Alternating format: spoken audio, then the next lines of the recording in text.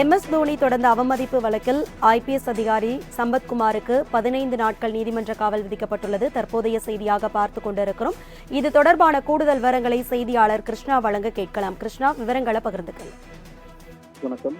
கடந்த 2013ஆம் ஆண்டு நடைபெற்ற IPL கிரிக்கெட் போட்டியில் சூதாட்டம் குறித்து விசாரணை நடத்திய IPS அதிகாரி சம்பத்குமார் வெளியிட்ட அறிக்கையில் இந்திய கிரிக்கெட் அணியின் முன்னாள் கேப்டன் தோனி சூதாட்டத்தில் ஈடுபட்டதாக அவர் குறிப்பிட்டிருந்தார்.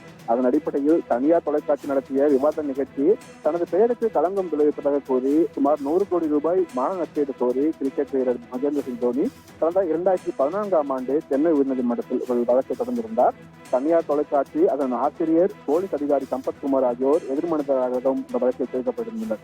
இந்த வழக்கில் IPS அதிகாரி சம்பத்குமார் தாக்கல் செய்த பதில் மனுவில் உச்சநீதிமன்றம் மற்றும் உயர்நீதிமன்றம் உத்தரவுகள் குறித்து களங்கம் விளைவிக்கும் வகையில் கருத்துக்களை தெரிவித்துள்ளதாக கூறி IPS அதிகாரி சம்பத்குமாருக்கு எதிராக கிரிக்கெட் வீரர் மகேந்திர சிங் தோனி சென்னை உயர்நீதிமன்றத்தில் நீதிமன்ற அவமதிப்பு வழக்கை தாக்கல் செய்தார்.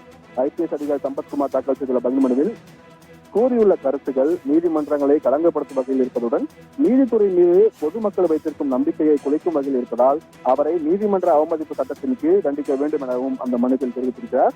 மேலும் தமிழக அரசின் தலைமை வழக்கறிஞரின் அனுமதியை பெற்று இந்த வழக்கை தாக்கல் செய்துள்ளதாகவும் தோனி தனது மனுவில் குறிப்பிட்டிருக்கிறார். இந்த வழக்கை விசாரித்த நீதிபதிகள் SS சுந்தர் மற்றும் நீதிபதி சுந்தர் மோகன் அடங்கிய அமர்வு IPS அதிகாரி சம்பத்குமார் நீதிமன்ற அவமதிப்பு செய்துவதாக கூறி அவருக்கு 15 நாட்கள் சிறை தண்டனை வைத்து தற்போது உத்தரவிட்டிருக்கிறது. மேல்முறையீடு செய்ய ஏதுவாக தண்டனையை 30 நாட்களுக்கு நிறுத்தி வைத்தும் நீதிபதிகள் உத்தரவிட்டிருக்கிறார்கள். அரசு